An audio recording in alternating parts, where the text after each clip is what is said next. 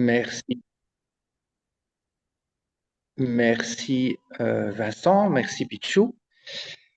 Bonsoir à tous et à toutes depuis Kinshasa. Alors, je crois que j'ai trop de matière pour mes 45 minutes et donc on avisera après un certain temps. J'ai donc intitulé cette séance Newman et la recherche de la vérité. Alors, comme Newman n'est pas forcément connu par les uns et les autres, je vais commencer par parler de la recherche de la vérité dans la vie de Newman. Avez-vous déjà ressenti l'inquiétude devant la difficulté de connaître la vérité religieuse? Ou bien, mes frères et sœurs, avez-vous connu l'inquiétude devant la responsabilité d'aider les autres à la trouver? Du début à la fin de sa vie, John Henry Newman a porté ce double souci. Né le 21 février 1801 à Londres et mort en 1890 à Birmingham, anglican jusqu'en 1845, année où il est reçu dans l'Église catholique, Newman est l'auteur d'une œuvre très vaste et d'une immense correspondance. Beaucoup de papes en ont fait l'éloge. Léon XIII l'a créé cardinal dès le début de son pontificat, 1878. Benoît XVI le considérait déjà comme un docteur de l'Église. Sa vie et son œuvre l'ont aussi fait appeler Augustinus Redivivus, Augustin revenu à la vie. Passant du doute religieux à la foi protestante de type évangélique, puis à une religion dite chrétienne libérale, puis à la religion anglicane traditionnelle, en laquelle il a lancé et dirigé le célèbre mouvement d'Oxford, dont on parlera, enfin devenu catholique romain, fondateur de l'oratoire de Saint-Philippe Néri en Angleterre et d'une école secondaire, fondateur de l'Université catholique de Dublin, enfin cardinal, il est devenu un guide incomparable pour éclairer ceux qui cherchent la vérité religieuse, en quelque opinion religieuse et en quelque situation de doute qu'ils se trouvent. Quand vous entendrez des dates, vous enlevez aux deux derniers chiffres une unité et vous aurez l'âge de Newman. Par exemple, en janvier 1864, vous pouvez dire il a 63 ans. En janvier 1864, donc, Newman était catholique depuis 19 ans. Un professeur renommé d'histoire moderne de Cambridge, Charles Kingsley, curé anglican, écrivit dans une revue les mots suivants. L'amour de la vérité pour elle-même n'a jamais été une vertu aux yeux du clergé catholique. Le père Newman nous apprend qu'une telle vertu n'est pas nécessaire et en somme pas souhaitable. À cause de cette attaque redoutable et après un échange de correspondance entre les deux hommes, Newman va se sentir tenu de livrer au public son itinéraire vers le catholicisme dans un livre devenu classique, Apologia Pro Vita Sua, qu'on appelle l'Apologia. Après la publication de ce livre, qui a été lu avec passion par toute la classe cultivée anglaise de l'époque, plus personne n'osera encore faire des allégations relatives au mépris de la vérité de la part de Newman. Il aura aussi, par la même occasion, relevé le front des catholiques, depuis longtemps citoyens de seconde zone en Angleterre. On peut découvrir en effet dans cette œuvre et dans d'autres écrits la quête prodigieuse de la vérité accomplie par lui, aidé de la providence divine. Ainsi apprend-on que dans son enfance, il aimait lire la Bible, mais n'avait pas de conviction religieuse établie. Il se souvient par contre d'avoir nourri des doutes sur la religion à la lecture d'auteurs modernes. Mais à 15 ans, ces doutes s'envolent, car il éprouve une conversion intérieure, dont l'effet est ainsi décrit. Désormais, dit-il, il y avait pour lui deux êtres, et seulement deux êtres, dont l'évidence était absolue et lumineuse, moi-même et mon Créateur. Newman révélait ainsi aux catholiques qu'il était possible d'être un petit protestant authentiquement converti.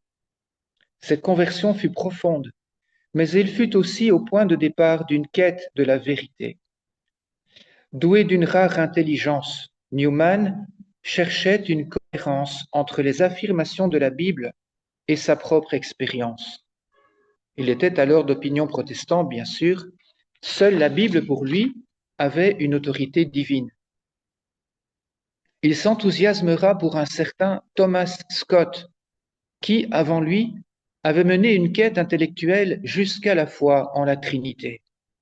Newman dit à son sujet une parole qui pourrait s'appliquer à lui-même en disant « Il poursuit la vérité où qu'elle le mène ». On en trouve un premier signe chez Newman de poursuivre la vérité où qu'elle le mène, lorsque, après ses études à Oxford, il devient membre du collège universitaire d'Oriel.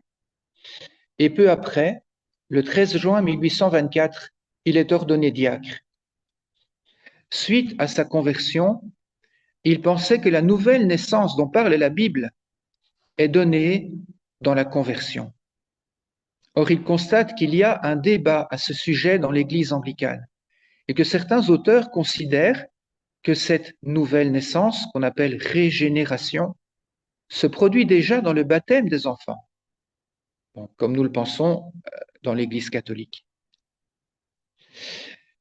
Le 24 août 1824, il écrit dans son carnet personnel une note qui prouve qu'il est prêt à de grands sacrifices pour trouver la vérité. Je cite le jeune Newman. « J'ai récemment beaucoup pensé au sujet de la grâce, de la régénération, etc. Hier soir, j'étais si désemparé et abattu à ce sujet qu'une légère rudesse venant de quelqu'un faillit me faire pleurer. Et la pensée qu'il me faudrait quitter l'Église m'a même traversé l'esprit. J'ai prié à ce sujet avant de me lever ce matin et je ne sais pas quelle en sera l'issue. Je pense que je désire réellement la vérité et que je l'embrasserai où que je la trouve. » Vous voyez la parenté avec son auteur de prédilection, Thomas Scott, dont j'ai parlé plus haut. La grande découverte que fera le jeune diacre anglican, c'est que le moyen normal d'enseignement de la vérité, institué par le Christ, n'est pas la Bible seule, mais d'abord un enseignement donné par ceux qui en ont reçu mandat du Christ, puis des apôtres. Par exemple, saint Luc dit au début de son évangile à son lecteur ami de Dieu, Théophile, qui lui écrit son évangile pour que tu te rendes bien compte de la sûreté des enseignements que tu as reçus. Et donc, l'idée est que on ne donne pas comme ça des Bibles à des gens pour les convertir. Le moyen normal dans l'Église primitive, c'était qu'on recevait un enseignement officiel avant de lire et de vérifier dans l'Écriture sainte. Avec cette conviction, Newman va se passionner pour l'aventure de la vraie tradition au cours des premiers siècles chrétiens. Comment l'Église enseignait? Quel était son enseignement? Il va observer attentivement comment la vérité va se transmettre grâce à l'enseignement fidèle des pères de l'Église. Il va devenir spécialiste, d'ailleurs, incontestable des pères de l'Église de son temps. En même temps, Newman devient curé de la paroisse de l'université, tout en étant éducateur dans son collège d'Oriel. Il ressent une grande responsabilité face au courant d'idées religieuses et politiques qui traversent la nation anglaise.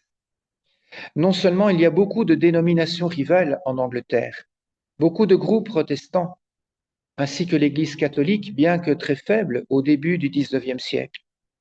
Mais même dans l'Église anglicane, on peut entendre prêcher des opinions très diverses. Je vais vous citer un paragraphe tiré de conférences prêchées en 1837 à ce sujet. Donc il a 36 ans. Demandons-nous en l'écoutant si ce n'est pas ce qui est en train de nous arriver dans l'Église catholique. Les fidèles de l'Église d'Angleterre, dit-il, bon, il dit que c'est ce qu'on dit, que c'est un peu exagéré, mais qu'il y a quand même un fond de vérité. Donc, voilà ce qu'il écrit. Les fidèles de l'Église d'Angleterre errent comme des brebis sans berger. Ils ne savent que croire et sont ramenés à leur propre jugement personnel, aussi faible et inadéquat qu'il soit, simplement parce qu'ils ne savent pas où se rendre pour être guidés. S'ils vont dans une église, ils entendent une doctrine. Dans celle où ils entrent ensuite, ils en entendent une autre. S'ils essayent d'unifier les deux, ils sont obligés de laisser tomber d'importants éléments de chacune, et ainsi, ils diluent et atténuent la foi jusqu'à une simple ombre. S'ils se dérobent, ainsi qu'ils peuvent le faire de façon naturelle, à l'une et l'autre doctrine, ils apprennent à être critiques, sceptiques, sages à leurs propres yeux. Et ainsi, ils sont sûrs d'être conduits à l'hétérodoxie, à l'hérésie si vous voulez, sous l'une ou l'autre forme, en plus du mal en lui-même que constituent l'arrogance et l'indifférence. Si, d'autre part, ils sont dotés d'esprits dociles et doux, une telle incertitude les rend découragés et malheureux. Donc, Newman est sensible aux fidèles qui ont du mal à découvrir la vérité chrétienne dans cet assemblage d'opinions allant dans tous les sens. Newman réalise qu'en plus de ses malheurs pour trouver la vérité, une hérésie nouvelle envahit le christianisme anglais. Il l'appelle libéralisme. Cette hérésie pénétrera plus tard dans l'Église catholique sous le nom de modernisme. Elle correspond plus ou moins à ce que Benoît XVI appelait la dictature du relativisme. C'est une tendance intellectuelle à relativiser toutes les vérités traditionnelles au nom d'une prétendue science. Le libéralisme fait des progrès très rapides dans la théologie, mais aussi dans les tendances politiques, au temps de Newman. Tous les intellectuels fidèles à la théologie traditionnelle en Angleterre sont d'accord, si rien n'est fait, cette hérésie va tout envahir et fera disparaître le christianisme. Donc certains étaient dans un état d'alerte et Newman et ses amis de l'université d'Oxford également. En 1831 et 1832, Newman rédige son premier grand livre sur l'histoire de l'hérésie arienne. Là encore, il se passionne pour un héros de la vérité, saint Athanase, qui fut envoyé 5 fois en exil pour la défense d'un seul mot, le mot consubstantiel, homoousios en grec, qui se trouve dans le credo, le seul mot qui a permis de défendre la pleine divinité du Christ et que tout le monde alors veut supprimer.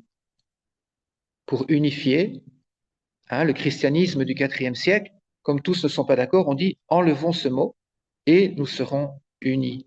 Athanase résiste au nom de la vérité. Et Newman, donc, après la surcharge de travail due à cet ouvrage, il fait un voyage de plusieurs mois en Méditerranée. Parvenu en Sicile vers la fin, il est pris d'une forte fièvre. Voici ce dont il se souvient dans l'Apologia. Je cite donc Newman dans l'Apologia. Mon domestique, croyant que j'allais mourir, me demanda mes dernières instructions. Je les lui donnai comme il le désirait, mais en ajoutant, je ne mourrai pas, car je n'ai pas péché contre la lumière. Je n'ai pas péché contre la lumière. Je n'ai jamais pu démêler ce que je voulais dire. Il va effectivement guérir, et avant de quitter Castro Giovanni pour Palerme, je cite de nouveau Newman, dans la matinée du 26 ou 27 mai, je m'assis sur mon lit et sanglotai amèrement.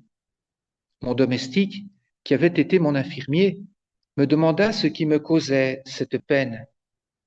Je ne pus que lui répondre, j'ai une œuvre à accomplir en Angleterre. Pendant son voyage de retour, il écrira quelques poèmes, dont celui-ci, qui est devenu très célèbre. En anglais, il a pour titre Kindly Light, qu'on traduit en français Douce lumière. En italien, ça rend mieux l'idée de l'anglais. Luce gentile, gentille lumière. Et c'est un des hymnes de Compline dans le bréviaire catholique anglais aujourd'hui. Il indique dans quel état d'esprit Newman désirera accomplir l'œuvre qu'il va commencer en Angleterre. Alors cette lumière, par rapport au thème que nous traitons, pensons que c'est la lumière de la vérité. Je vous lis le poème. Guide-moi, douce lumière, dans l'obscurité qui m'encercle. Oh, guide-moi. La nuit est profonde et je suis loin de ma demeure. Guide-moi de l'avant. Garde mon chemin. Je ne demande pas à voir l'horizon lointain, un seul pas à la fois. C'est assez pour moi. Je n'ai pas toujours été ainsi. Je ne t'ai pas toujours prié d'être mon guide. Je préférais choisir et voir ma route. Mais maintenant, mène-moi. J'aimais l'éclat du jour et malgré mes craintes, l'orgueil dominait ma volonté. Ne te souviens pas des années passées. Ta puissance m'a béni depuis si longtemps, qu'elle continuera certes à me guider par les landes et les marais, par les rocs et les torrents, jusqu'à la fin de la nuit. Et le matin viendra, et je verrai le sourire de ces visages d'anges que j'aime depuis toujours et qu'un temps je perdis. Newman arrive donc chez sa mère le mardi 9 juillet 1833. Le dimanche suivant, écrit-il, 14 juillet, Mr. Keble, ami de Newman, prêcha dans la chaire de l'université le sermon des Assises qui fut publié sous le titre de L'apostasie nationale. J'ai toujours considéré et célébré ce jour comme le point de départ du mouvement religieux de 1833. C'est Newman qui prend la tête de ce mouvement. Voici comment il en résume les premiers mois. On a l'impression que dans sa maladie en Sicile, il a reçu une nouvelle effusion de l'Esprit Saint. Donc je fais une parenthèse. Je crois qu'il a reçu 3 effusions de l'Esprit, ceci étant la 3e. La première, c'est sa conversion à l'âge de 15 ans, où il a aussi été dans une grande maladie et il en sort converti. Il fait une 2e maladie quand il est professeur à l'université, qu'il fait passer les examens. Il est épuisé. Et là, donc, il a une maladie aussi et il perd sa sœur, sa jeune sœur Mary, dont il était très attaché. Et en fait, il vit une conversion parce qu'il réalise que le libéralisme là dont j'ai parlé, cette doctrine en fait était en train de l'entraîner et de l'éloigner de la religion des pères à laquelle il tenait. Et donc il écrira ceci plus tard de ses premières années dans le mouvement d'Oxford. J'avais le sentiment de travailler à l'œuvre dont j'avais rêvé et que je sentais si importante et si passionnante. J'avais une suprême confiance dans notre cause. Nous soutenions ce christianisme primitif qui avait été enseigné pour tous les temps par les autorités de l'Église primitive et qui était consigné et attesté dans les formulaires anglicans et par les théologiens anglicans. Cette ancienne religion, presque totalement disparue du pays par suite des événements politiques de ces 2 derniers siècles, devait être restaurée. Il n'y avait pas de temps à perdre. Les évêchés commençaient à être supprimés, les biens des églises confisqués par l'État. Les sièges épiscopaux seraient bientôt donnés à des personnes non qualifiées. Nous en savions assez pour commencer à prêcher. Il n'y avait que nous pour le faire. Newman et ses amis lancent donc dans cet esprit le mouvement des tracts ou mouvement d'Oxford. Et ils obtiennent de grands succès. ainsi que beaucoup d'inimitié de la part des autres systèmes de pensée, protestants, libéraux. Et parmi ces systèmes de pensée, Newman va devoir rencontrer le catholicisme romain. Lui aussi prétend être fidèle au christianisme primitif.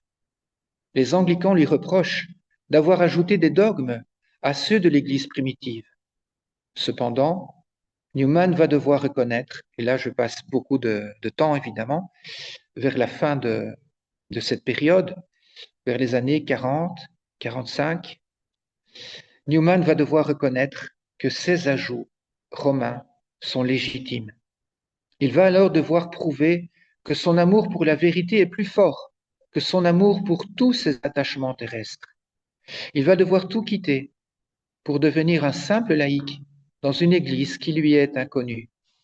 Il va y connaître bien des épreuves, au point qu'il écrira un jour, dans un jour un peu de dépression à vrai dire, en substance, « Quand j'étais anglican, ma religion était triste, mais ma vie était passionnante. Maintenant que je suis catholique, ma religion est passionnante, mais ma vie est triste. » Pourtant, cela ne l'empêchera pas de porter beaucoup de fruits, comme on l'a dit au début, et de mourir dans une reconnaissance unanime de la part d'hommes de toutes les confessions religieuses. Alors, je pense que j'ai déjà mis 15 minutes, alors j'ai peut-être espoir de tenir dans le temps. Il me resterait une trentaine de minutes, peut-être. Ok. Je vous propose alors, dans un deuxième temps, au lieu d'examiner donc en détail la période catholique de la vie de Newman, je voudrais interroger Newman en me mettant à la place de ceux qui cherchent la vérité à partir de telle ou telle situation. Comme Newman est passé par toutes les difficultés intellectuelles entre l'athéisme et le catholicisme romain, et comme il a reçu le grand don d'expliquer clairement comment il a pu sortir de ces difficultés, on peut retrouver ces solutions par-ci, par-là, dans ses écrits. Ce serait un travail trop grand pour être fait ici, mais on peut donner quelques éléments qui peuvent nous inspirer, soit pour nous-mêmes, soit pour aider d'autres personnes. Alors, j'ai numéroté le parcours que j'ai essayé de trouver dans certains écrits de Newman. Premièrement, commencer par la religion où l'on se trouve. Contrairement à Descartes, selon lequel il faudrait commencer par douter de tout pour pouvoir accéder enfin à une vérité, puis à une autre, Newman, anglican, déclarait déjà qu'il faut partir du système religieux en lequel on se trouve et l'admettre comme vrai, jusqu'à ce qu'on trouve des raisons de douter. Il faut commencer donc non par le doute, mais par la foi. Je cite deux passages, le premier est le suivant. « Tout un chacun doit commencer la religion par la foi, non par la controverse. Il doit considérer pour acquis ce qu'on lui enseigne et qu'il ne peut pas prouver. Et il est mieux pour lui de faire ainsi, même si l'enseignement qu'il reçoit comporte un mélange d'erreurs. » Et encore, sous quelque système qu'un homme se trouve, il est tenu de l'accepter comme s'il était infaillible et d'agir en conformité avec lui dans un esprit confiant, jusqu'à ce qu'il en trouve un meilleur ou qu'avec le temps, il trouve une raison de le suspecter. Donc il dirait par exemple à un musulman, un bouddhiste, un juif, que sais-je, un protestant, en fait, tu dois commencer là où tu es. Tu dois commencer là où Dieu t'a placé de certaine manière et considérer le système où tu es comme vrai, jusqu'à ce que tu vois des problèmes qui t'interpellent et qui t'obligent de chercher plus loin. Deuxième point, assez important en fait, d'où part la relation à Dieu? Logiquement, surtout dans un contexte d'athéisme naissant, qui est celui de Newman, qui est aussi le nôtre, la première question relative à la vérité religieuse est bien sûr celle de l'existence de Dieu. Dieu est-il? Mais surtout, selon Newman, qui est-il? Puis-je le connaître par une certaine expérience, comme si je l'avais vu? Newman dit avoir expérimenté une conversion à 15 ans, mais dans l'Apologia, il n'en dit pas grand-chose, sauf le résultat. Il y a désormais deux êtres évidents au monde, lui-même et son Créateur. Cette conversion ne précède pas la certitude de Dieu, mais elle la suit. Il perçoit d'abord Dieu présent, et en réponse, il s'attache à lui, c'est la conversion. Or, cette perception de la présence de Dieu est très forte chez le jeune homme.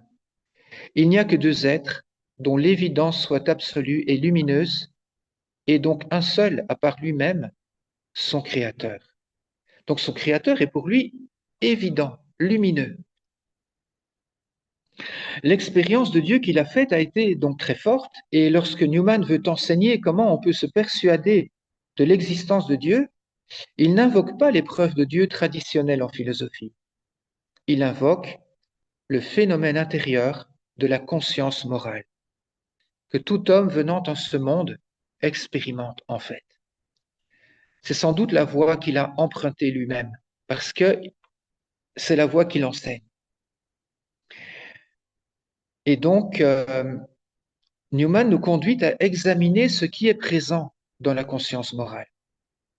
Il en parle à beaucoup d'endroits, mais il se fait que le Concile Vatican II a donné raison à Newman, sans le citer, mais en le paraphrasant en fait.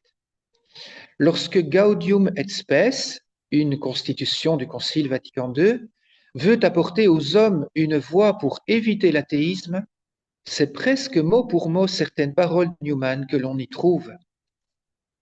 Je cite donc le Concile Vatican II. Au fond de sa conscience, l'homme découvre la présence d'une loi qui ne s'est pas donnée à lui-même, mais à laquelle il est tenu d'obéir. Cette voix, qui ne cesse de le presser d'aimer et d'accomplir le bien et d'éviter le mal, au moment opportun, résonne dans l'intimité de son cœur. Fais ceci, évite cela, car c'est une loi inscrite par Dieu au cœur de l'homme. Sa dignité est de lui obéir, et c'est elle qui le jugera. La conscience est le centre le plus secret de l'homme, le sanctuaire où il est seul avec Dieu et où sa voix se fait entendre. Donc Newman, on peut dire que son grand enseignement, son premier grand enseignement, c'est ce que dit d'ailleurs Benoît XVI quand il était encore cardinal, c'est la conscience morale. Et l'Église l'a reconnu. Et en fait, pour lui, c'est vraiment la conscience qui nous guide à toutes les étapes de notre vie. Et en fait, jusqu'à la fin de notre vie. C'est pas maintenant parce qu'on est dans une religion plus vraie qu'on n'a plus besoin de suivre notre conscience. C'est toujours elle qui doit nous accompagner. Donc, troisième point, l'enseignement de la conscience sur Dieu et la religion naturelle. Donc, selon le Concile, la voix même de Dieu résonne dans le centre le plus secret de l'homme. C'est donc grâce à cette voix que l'homme peut connaître non seulement ce que Dieu attend de lui dans ses actes de tous les jours, fais ceci, évite cela, mais qu'il peut aussi connaître qui est ce Dieu qui lui parle. Même s'il ne connaît pas l'Évangile, il a déjà accès à une connaissance intime de Dieu. Même s'il n'a aucun mot pour désigner Dieu, il est déjà en rapport constant via la conscience avec un être dont la voix lui fait savoir qu'il est son maître et son juge.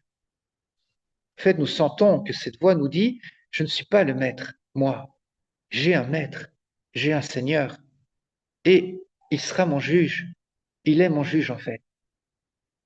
Les deux caractéristiques premières résultant du phénomène de la conscience.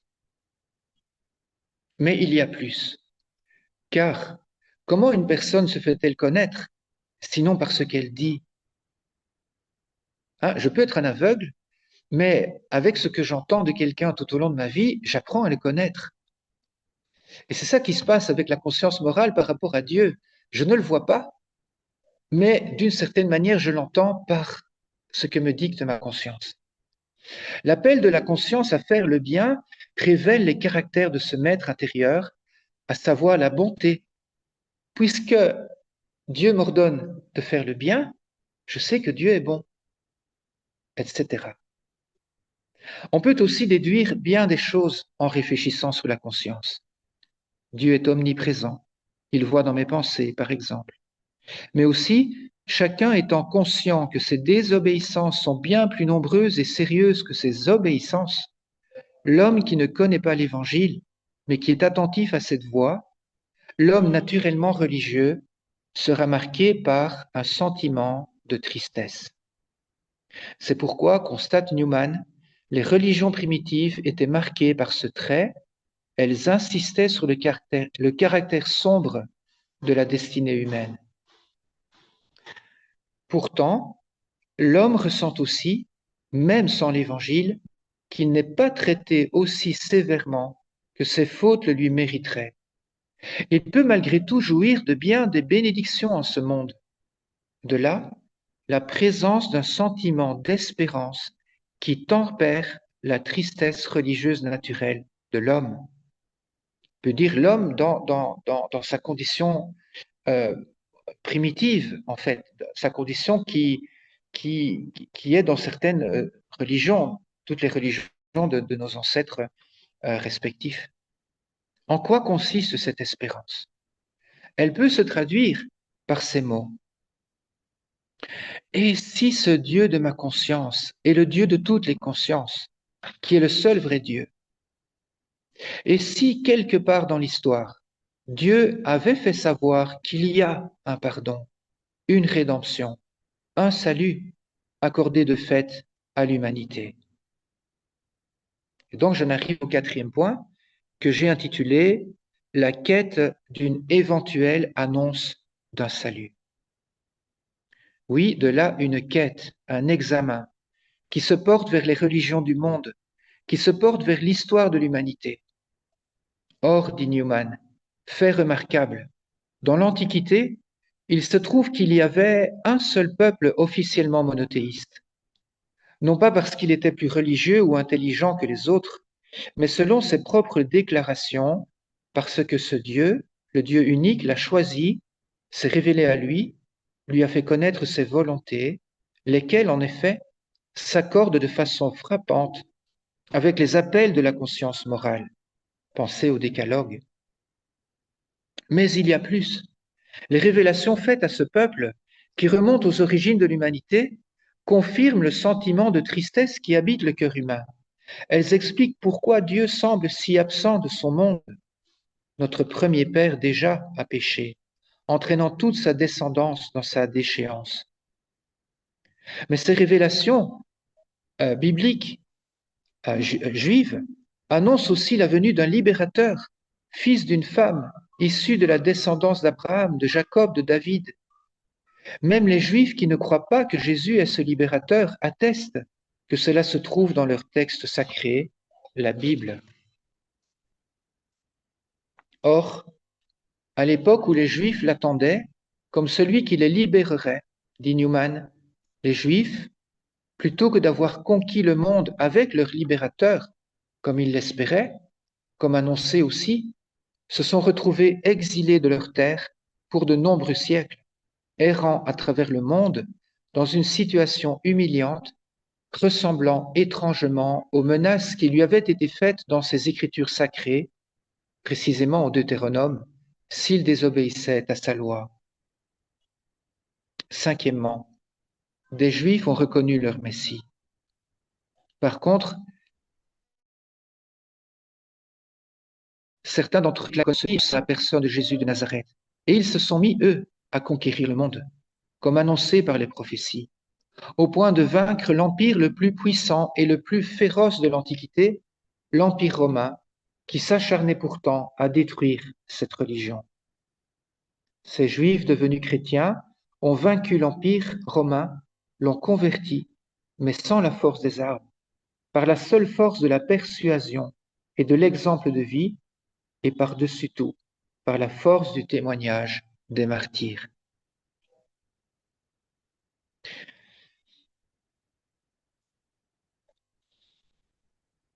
Mon point 6 est un point quand même important aussi,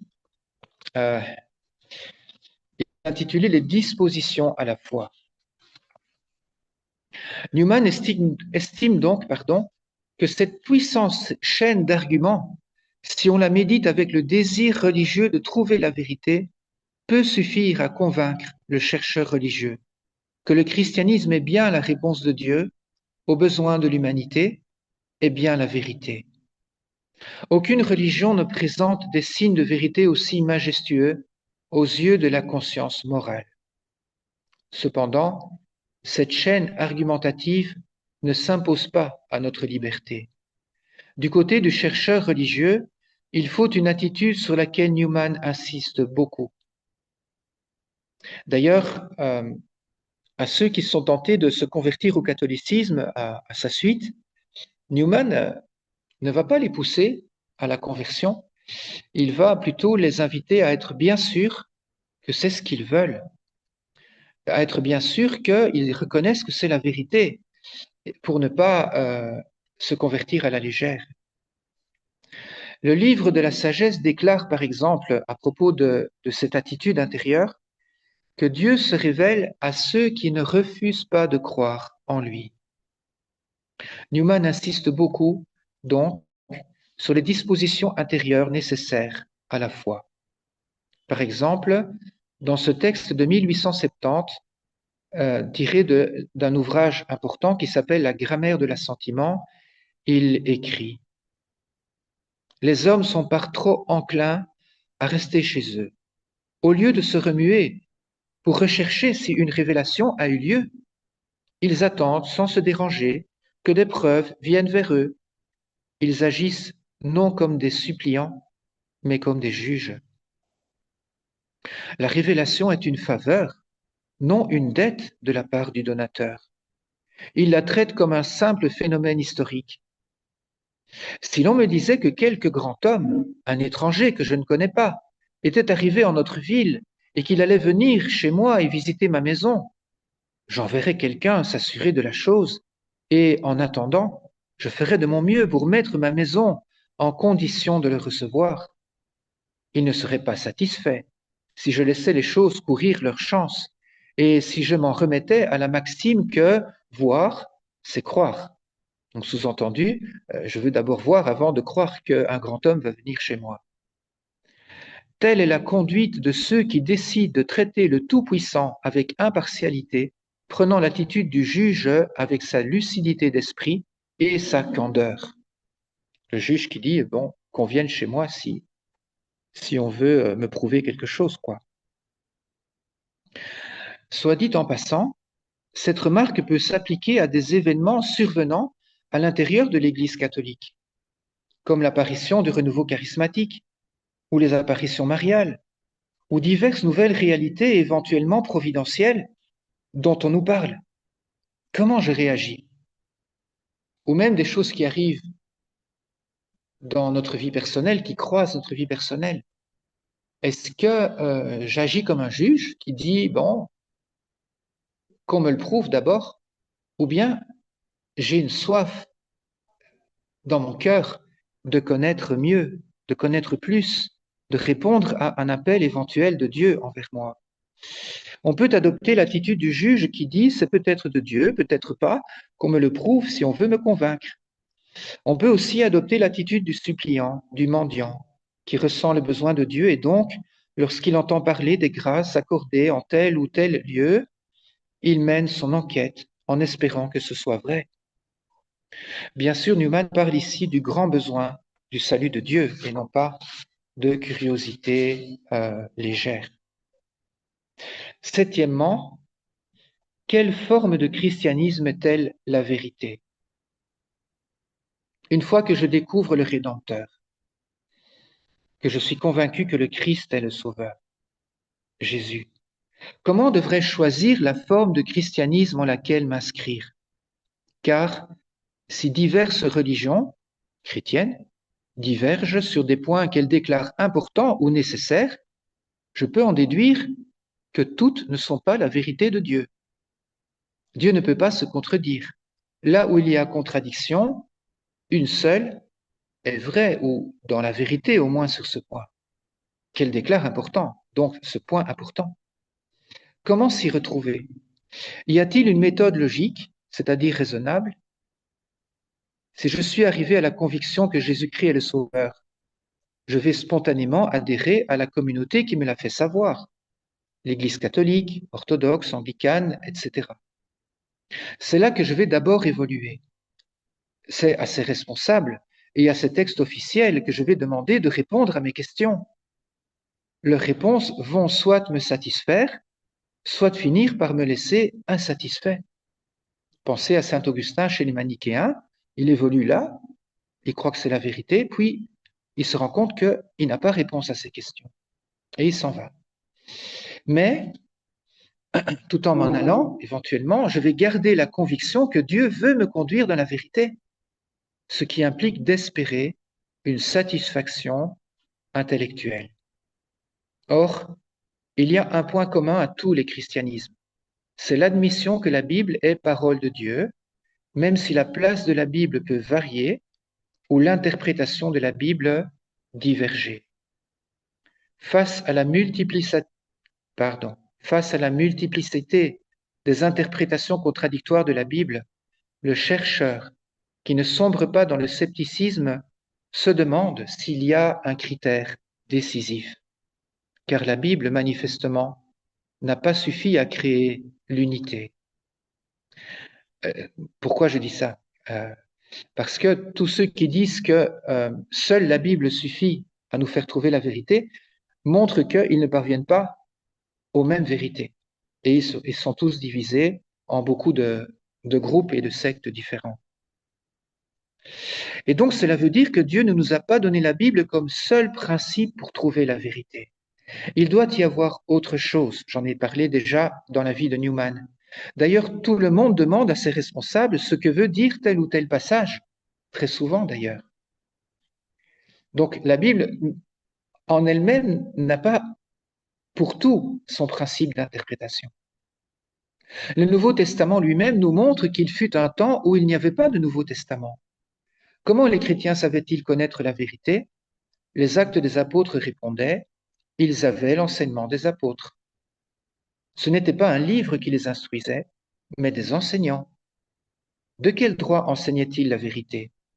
Saint Matthieu nous le révèle, de Jésus lui-même qui leur a dit, apprenez-leur à garder tous les commandements que je vous ai donnés. Mais les apôtres sont morts. Justement, Jésus a ajouté, et moi je suis avec vous tous les jours jusqu'à la fin des temps. Avec qui? Avec vous. Qui est ce vous? Il semble que ce soit les apôtres. Mais les apôtres n'ont pas vécu jusqu'à la fin des temps. Et Jésus le savait. Cela implique que la présence de Jésus promise à la mission apostolique d'enseigner, je suis avec vous, va continuer après la mort des apôtres. C'est donc que la mission apostolique de baptiser, d'enseigner, etc. va continuer. C'est donc que les apôtres auront des successeurs dans cette mission. De fait, Saint Paul, qui n'est pas un des 12, mais qui a reçu directement du Christ la même grâce et mission apostolique, par exemple, Saint Paul institue des hommes comme pasteurs de l'Église, Tite et Timothée en l'occurrence. Et c'est eux qui semblent bien chargés de l'enseignement. D'ailleurs, il leur donne une autorité souveraine sur les églises locales qu'il a fondées. 8e point, l'enquête historique. Je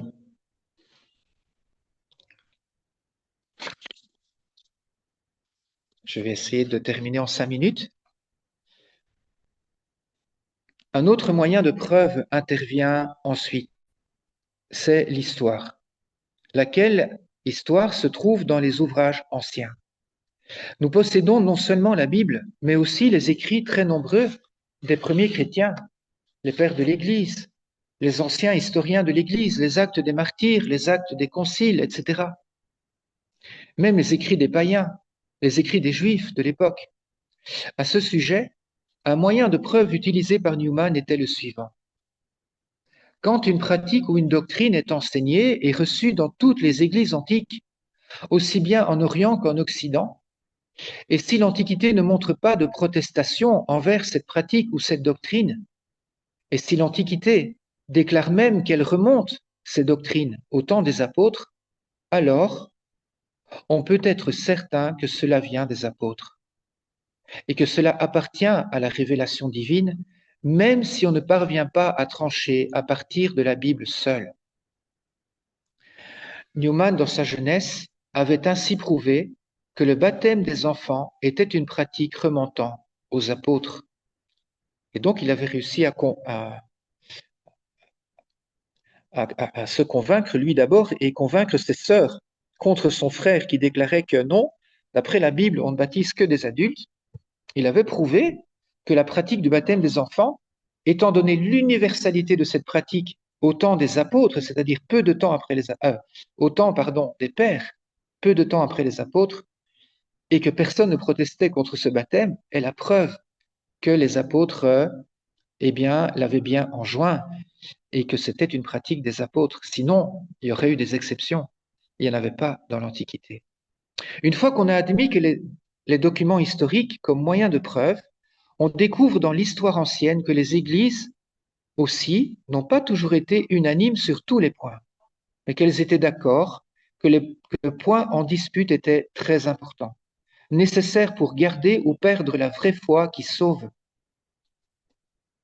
Après quelques siècles, il commença à y avoir des hérésies même chez les évêques, ce qui au début n'arrivait pas. Neuvièmement, l'évêque de Rome. Quelle fut alors la règle de discernement de la vérité pour savoir quels évêques avaient raison, s'il y en avait qui avaient des doctrines différentes parmi les évêques? On convoquait des conciles généraux de toute la chrétienté. On convoqua plutôt. Pour les premiers de ces conciles, Nicée, Constantinople, Éphèse, la majorité des évêques présents suffisait à régler la question. Mais il y a ensuite eu des conciles où une majorité se prononçait pour la fausse doctrine. Comment interpréter ce phénomène? Cela veut dire que Jésus n'a pas promis l'infaillibilité à la majorité dans l'Église, contrairement à ce que nous pensons spontanément. On pense en général que c'est la majorité qui a raison. Mais l'Antiquité nous prouve que ce n'était pas forcément le cas. Il y avait des conciles, même très nombreux, où la majorité des évêques condamnaient, si vous voulez, la vérité qui a été reconnue. Et comment on l'a reconnue alors? Eh bien, l'histoire a révélé à l'Église une chose, et Newman le découvre. Chaque fois qu'il y a un différend grave sur le plan de la vérité de l'Évangile, l'évêque de Rome, lui, était du bon côté. Cela, personne ne le niait au premier millénaire. Mais c'est devenu de plus en plus évident avec le temps. L'arbitre ultime concernant la vérité de l'Évangile, c'est le pape de Rome. Ainsi, nous comprenons que, pour nous protéger de l'erreur, le Seigneur nous a donné beaucoup de moyens, la Bible, la tradition, le collège des évêques, le pape. Permettez-moi de conclure avec Newman catholique. Parvenu à ce point, je ne sais pas bien quelle direction prendre pour conclure. Un grand théologien du XXe siècle observait ceci, en substance. Avant sa conversion à l'Église catholique, Newman cherchait à identifier le critère décisif de la vérité religieuse. Et il l'a trouvé dans le siège de Pierre. Et donc il a dit, je dois être avec Pierre. Mais après sa conversion, dit Balthazar, ce grand théologien, Newman a plutôt cherché à protéger la liberté de pensée dans l'Église, partout où le dernier mot du pape n'avait pas été donné. Lui-même a souffert des théologiens qui se prétendaient être les interprètes des positions du pape et parlaient dès lors comme si eux étaient infaillibles. Newman a plaidé pour la liberté des théologiens, là où Rome n'a pas encore dit le dernier mot. Il a aussi parlé du sensus fidelium, le sens des fidèles, le sens de la foi des fidèles. Les fidèles ne sont pas appelés par Dieu à prendre la place des évêques, mais ils ont une capacité spirituelle de reconnaître ce qui appartient à la foi catholique et ce qui lui est contraire. Cela veut dire que pour lui, les catholiques ont divers moyens de chercher la vérité autre que la parole définitive du pape. S'il n'y avait que les paroles définitives du pape, on ne saurait pas grand-chose de la vie chrétienne, de la foi chrétienne, pardon. Il y a des tas de domaines de la vie chrétienne où nous n'avons pas besoin de la parole du pape. Nous avons une conscience morale, nous avons la Sainte Écriture, nous avons les écrits des saints, les écrits des docteurs, des théologiens en accord avec le magistère. Nous avons le catéchisme, nous avons les conciles anciens, nous avons la capacité de raisonner. Le magistère suprême n'intervient normalement que lorsque toutes ces instances se révèlent insuffisantes, déficientes. Pour terminer, je suis bien conscient qu'il y a aujourd'hui dans l'Église de redoutables questions, de grands désaccords sur des points considérés comme importants. Je ne souhaite pas les aborder, mais on peut se demander ce que recommanderait Newman pour trouver la vérité ici. Newman était conscient que le magistère peut parfois être déficient. Il a été marqué par la crise arienne du IVe siècle. Selon le mot de saint Jérôme, la terre gémit et s'étonna d'être devenue arienne.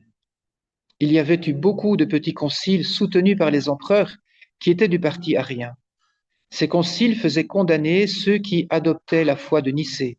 Ils destituaient des évêques catholiques et les remplaçaient par des ariens, de sorte qu'ils finirent par se trouver majoritaires dans les postes clés de l'Église catholique. Newman dit alors: ceux qui maintinrent la foi durant cette crise, ce fut le petit peuple de Dieu, à savoir des prêtres et des laïcs qui gardèrent la foi de Nicée.